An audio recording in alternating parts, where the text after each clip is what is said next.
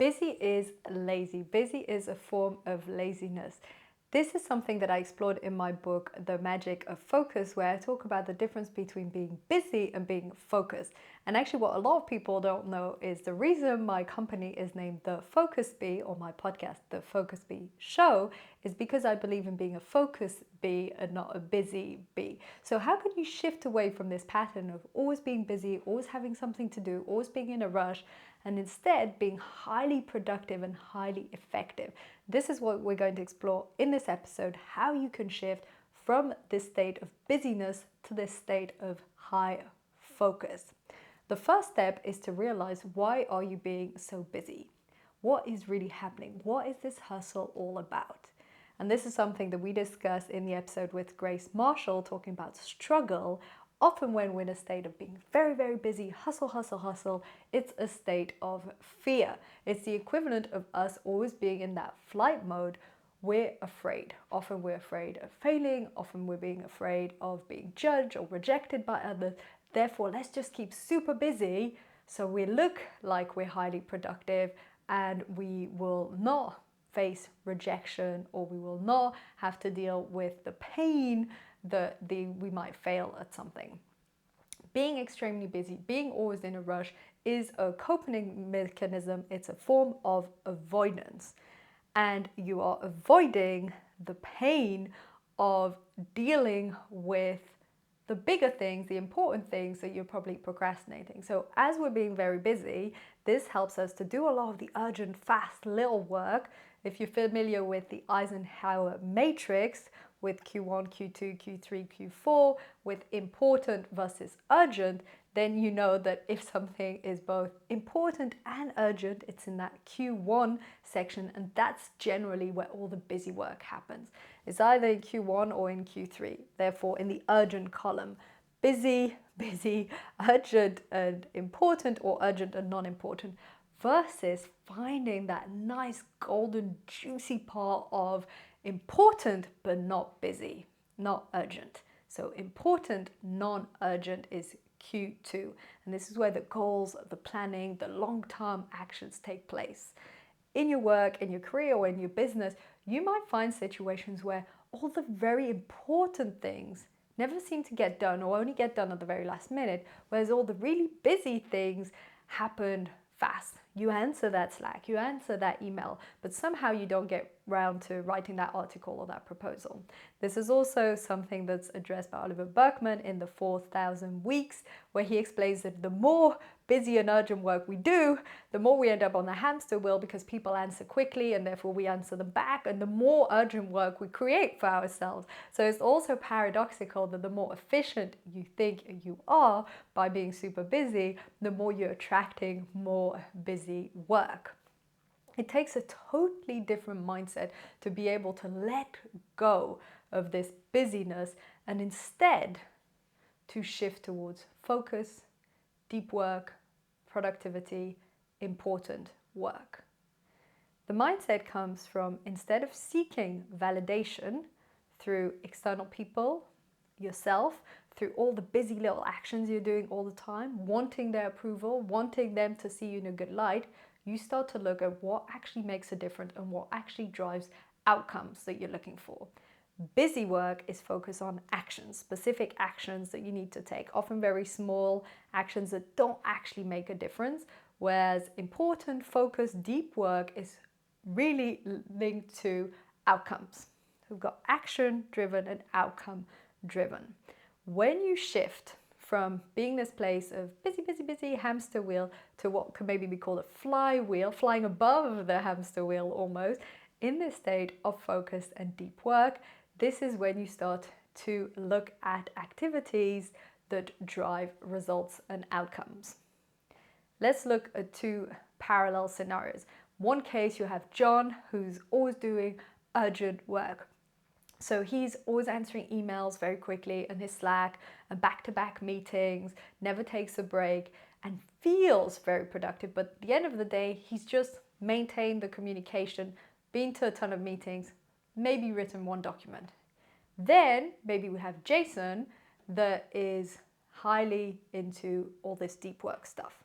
so he doesn't check his communication until later in the morning, starts the day by writing core article he's been meaning to write, checks the communication, then takes a proper lunch break and a walk, afternoon fits in another part of deep work, maybe writing an important proposal, and then does another bit of communication, some meetings. At the end of the day, John, who's been busy, taking, eating his sandwich in front of his desk, never stopping, has just maintained the status quo, not really progressed on anything relevant or important, maybe that one document. And then we've got Jason, on the other hand, who's written a whole article in the morning and a proposal in the afternoon. Doesn't look that difference, but not only is it actually different in terms of the outcomes of the day, but also in terms of their energy level. John comes home, he's exhausted, collapses on the sofa, watches Netflix, didn't take a break all day, mind can't even think, so much multitasking, so many little things. Whereas Jason took a break, took a lunch break, could think more clearly, maybe reads in the evening or goes for a walk and feels way more energized. Because the truth is, when you're doing a lot of busy work or you're multitasking, you get a dopamine hit. You feel a bit good on the moment, but you're also pumping your body with cortisol, the stress hormone, and this makes you more alert on the moment, the cortisol, the adrenaline, the dopamine, but also exhausting for the body. It's what makes you be in this high level of stress. It takes a while to shift from this busy mode to this slower, on the surface it looks slower, deep work, productive mode, because you might miss that sort of jittery, fast-paced action. You need to retrain yourself. This can be done through, for instance, going on a meditation retreat or doing a digital detox for a day or two. You start to adjust your whole neurobiology in your mind to less strong levels of dopamine, which means that then you can focus on a deeper level and not be so hooked on this fast, instantaneous dopamine that doesn't actually help you to progress. Also, it's important to note that you also get maybe some serotonin, like the feel-good hormone, when you are in a more focused, deep work state. Busy is a form of laziness because you're not looking and you're not addressing what's really important.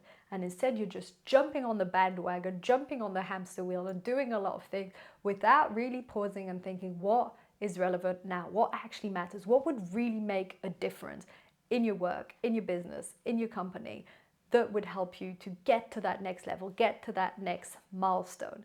It's not going to be another email, busy. Maybe an important, relevant email, yes. So how do you change? How do you shift? Aside from maybe doing a digital detox and getting used to a different level of dopamine. Another way to shift is to pause, contemplate and reflect before you attack your day. If you start and jump straight into bandwagon emails, Slack, WhatsApp, calls, that's it. You're already setting the pace. So before even maybe turning on the computer, take a sheet of paper. It helps to sometimes go analog. Not all the time, but sometimes it can be useful. And think on a broad level, from a vision, looking from above, what's really important right now? What's something you've been procrastinating for the last 2 weeks? And I really liked in one of Tim Ferriss's video, he explains if you look at the 3 to 5 actions that make you feel most uncomfortable or anxious, those are generally the ones that actually make a difference. If on top of that, doing them eliminates a lot of other things on the to-do list, that is linked to the One Thing by Gary Keller. And if you feel that you will be productive if you do those things, then you found your high leverage activities. This is exactly what Tim Ferriss explained. He said, look at the 3 to 5 things that make you feel uncomfortable and anxious. If on top of that, if you did them, it will make you feel productive and would eliminate other things on the to-do list. Those are your high leverage activities. You want to shift from just doing a ton of little things that you should be doing, that everyone says is important, and that really just are in that Q1 of urgent and important, and instead look at what's important but not urgent, and start the day with that. Start the day before checking any comms, before diving into the emails and Slack, doing that one important activity. I said look for 3 to 5 activities, then out of them choose the one that will make a difference. This is something that Brian Tracy talks about in his book, Eat That Frog. Start the day with your most important activity. It sets the tone for productive day. It makes you feel calmer, more at ease. It also means that at the end of the day, you have this feeling of accomplishment, that you've actually made progress on something relevant. It's a total game changer compared to just having days busy, back-to-back work, but not feeling that sense of productivity, not feeling that sense of focus and deep work. You feel better about yourself, you increase your self-esteem, and you start to see that it has an impact on the long term towards your outcome. One thing that's important to keep in mind here is that you might not want to do that activity, and you might feel like finding excuses why maybe you can do it another day, or it's not that important, or it can wait. This is because if you've trained yourself to always do the busy work, you will suddenly think, oh, but this can wait. Maybe I should answer that email or hop onto that call, because you're used to working in that way.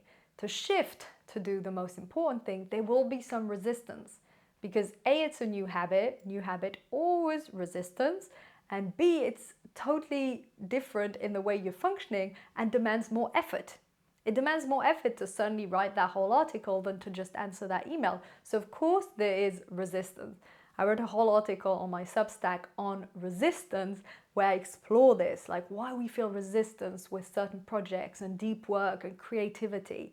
The trick here, literally, there is no other magic trick, is to stay with it. When you feel the resistance as you're about to write that article or do that piece of deep work, do not open your emails, do not open your Slack, do not open your phone. That's all you need to do. You can stand up from your desk, have a glass of water, walk around, come back.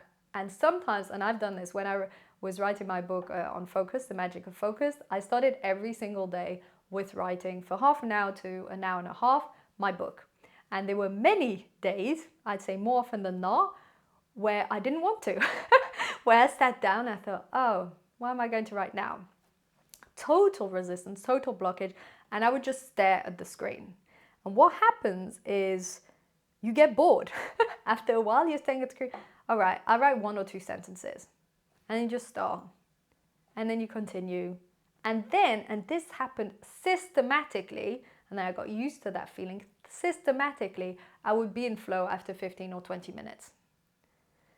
This is because once you overcome the resistance and you're actually doing the activity, you do get into deep work. But sometimes it's not instant. Sometimes it's not you open the Word document, boom, you're in flow. Magic.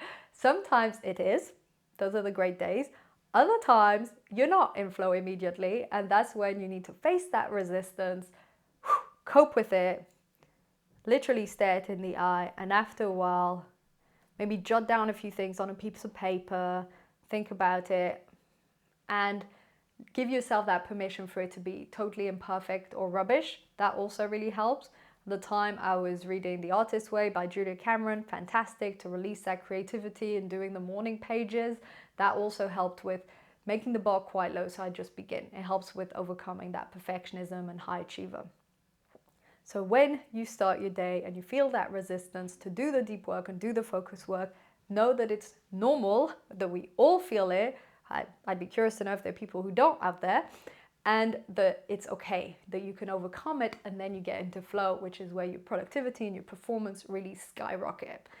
Okay, so let's go back to what we were saying. Shift from the state of busy laziness to a more focused, deep work comes from first pausing in the morning, preferably with all tech off, and really reflecting on what are 3 to 5 activities that would really move the needle movers, as a friend of mine calls them, the Pokemon moves, whatever you choose to call them. I call them the bold activity, bold actions, the ones that really make a difference. Once you've identified them, these high leverage activities, you choose one and you start your day with that. That's Eat That Frog. That's how you set the tone to a day that's productive, where it's deep work, where it's highly focused. And then to maintain it throughout the day, you want to take breaks. If you're someone who's used to being on the hamster wheel, always busy, it can be challenging to pause and take a break and not eat your sandwich in front of your computer and go for a walk. Every single lunch, I go for a walk. Every single lunch. Sometimes 10 minutes, sometimes 30 minutes, sometimes 45 minutes. Why? Because I am more productive by just doing 10-15 minute walk and then having that extra energy and mental clarity and space for the whole afternoon. It's a very small investment of time for a very high reward.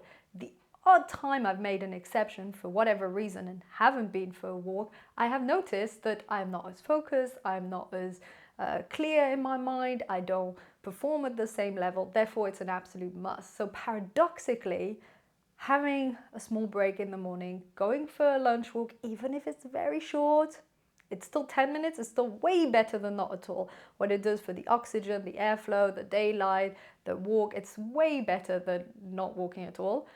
And then another break, maybe mid-afternoon if you can fit it in. Here and there, some breaks away from the tech, away from the phone, away from the PC, where you just pause, breathe, walk around, think things through.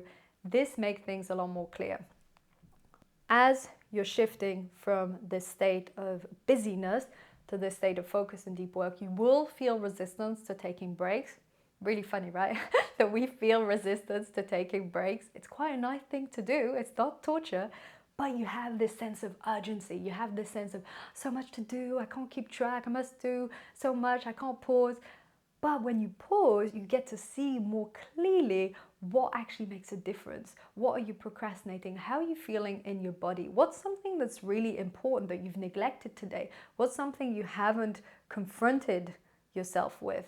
When you pause, all these things come up, which is why generally we don't pause, because we don't want these things to come up, because then we have to confront and do something about the things we've been ignoring or procrastinating. But guess what? That's when you actually progress. That's when you actually make tangible impact on your business or your goals or your project, because you've paused and allowed yourself to confront the things that are showing up. Busy is a coping mechanism for pain. It helps you to avoid the things that you're not looking at. It helps you to numb circumstances, things in your work, things in your life you're not happy with, just because of that adrenaline, that dopamine, that cortisol rush all day long. It's not sustainable, it's not effective, it's not fulfilling, it's just a habit, it's a pattern of action. I've been there, you've been there, we've all been in this busy hamster wheel mode. Doesn't feel that great, get a bit of that dopamine kick, and then you don't really feel that effective, productive, and you're not really happy with the outcome and the output. And when you come home at night, you feel like, oh, I worked so hard all day. And then you ask yourself, what did I actually achieve? And I want to reverse this to, hey, almost felt like didn't work much today. It feels quite light and not that hard. And yet, sent in that proposal, I wrote that article, and then you start to realize that's productivity and that's effectiveness. Productivity isn't hustle. Productivity is being able to channel all of your focus, all of your energy on high leverage activities in a high state and delivering high outcomes, not keeping track with a ton of communication and little busy, unimportant activities. That is not high levels productivity or performance. And when that becomes, the other one becomes your new definition, when your definition becomes being able to progress on high leverage activities and producing really valuable outcomes and results, then you'll be like me and you'll be hooked to your lunch walks or your morning breaks or afternoon breaks, because you'll realize they're an absolute must to deliver the quality of the output. We're shifting from quantity to quality. This is what it is. We're shifting from too much quantity, just a lot of things, to very high level quality. And this is what makes us both more productive, but also more fulfilled in our daily life, in our work, in our business, in everything we do.